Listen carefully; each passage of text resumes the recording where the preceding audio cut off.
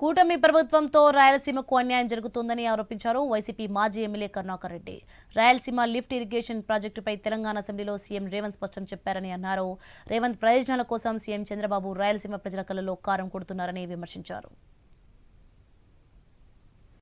తెలంగాణ శాసనసభలో రేవంత్ రెడ్డి చెప్పినటువంటి పలుకులు చంద్రబాబు గారి దయ వల్లనే రాయలసీమ ఎత్తిపోతల పథకం ఆగిపోయిందేనని ప్రకటించిన తర్వాత ఈ ప్రభుత్వం రాయలసీమ ప్రజలకు చేస్తున్నటువంటి ద్రోహం ఎంత దారుణంగా ఉందో తేటతెల్లమైంది.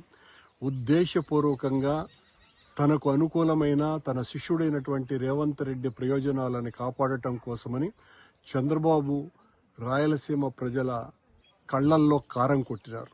రేవంత్ రెడ్డితో చేస్తున్నటువంటి జట్టు రాయలసీమను తాకట్టు పెట్టే విధంగా వ్యవహరించటం జరుగుతోంది.